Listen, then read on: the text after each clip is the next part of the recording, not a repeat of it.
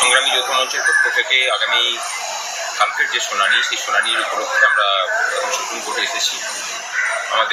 আমার সাথে এসেছে ইন্দ্রজিৎ মণ্ডল। প্রথম যেদিন এই রায় হাইকোর্টে দেওয়া হয়, সেদিন সংগ্রামী যৌথ মঞ্চের যে বক্তব্য ছিল, এখন দেখা যাচ্ছে যে সুপ্রিম কোর্টও সেই বক্তব্যে সাই দিচ্ছে। আমরা প্রথম দিনই বলেছিলাম যে এই প্যানেলে চাকরি পাওয়া অধিকাংশ জনই যেমন দুর্নীতিগ্রস্ত নন, তেমনি সকলেই কিন্তু স্বচ্ছ নন।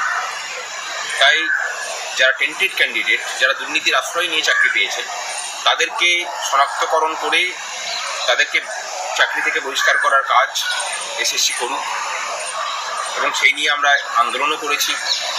এবং সেই জায়গাতে যারা এই দুর্নীতির ফলে যারা চাকরি থেকে বঞ্চিত হয়েছেন, তাদেরকে সুযোগ দেওয়া হোক, এবং যারা নিজের মেধার যোগ্যতাতে চাকরি পেয়েছেন, যোগ্যতার প্রমাণ দিয়ে, তাদেরকে নির্দোষ করে সামাজিকভাবে তাদের যে সম্মানহানি হয়েছে তার থেকে মুক্তি দেওয়ার ব্যবস্থা করা হোক, এবং তাদেরকে এই আইনি জটিলতা থেকে মুক্তি দেওয়া হোক।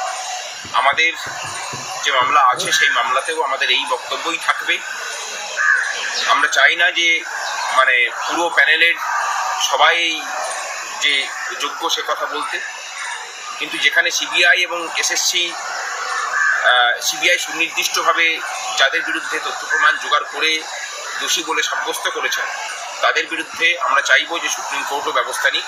আমাদের পক্ষ থেকে সেই শুনানি থাকবে, এবং যারা যোগ্য ক্যান্ডিডেট তাদেরকে যেন আগামী কালকের রায়ের পরেই মামলার শুনানির পরেই তাদেরকে আর টানা হেঁচড়া না করা হয়, তাদেরকে যেন মুক্তি দেওয়া হয়। যদি আরও তদন্ত চলে, সেই তদন্ত চলতেই পারে, সেটা সুপ্রিম কোর্ট যেটা ঠিক করবেন সেটা হবে। আর এসএসসি যদি দায়িত্ব না নিতে চায়, তাহলে সুপ্রিম কোর্টের কিন্তু সেই ক্ষমতা আছে।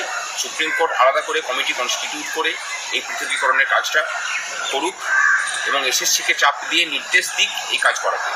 তারা নিয়োগ দিয়েছেন, তারা খুব ভালো করেই জানেন তারা দুর্নীতি করেছেন নিজেরা থেকে, কারণ এসএসসির যিনি চেয়ারম্যান ছিলেন তৎকালীন সময়ে, তাকে এই দুর্নীতির অভিযোগে জেল খাটতে হয়েছে।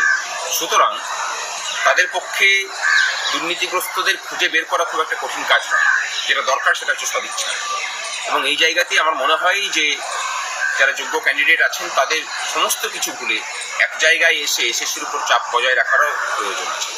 আগামীকাল আমরা সকলেই তাকিয়ে থাকবো সুপ্রিম কোর্টের দিকে। আমাদের আইনজীবীরা প্রস্তুত আছে। নমস্কার।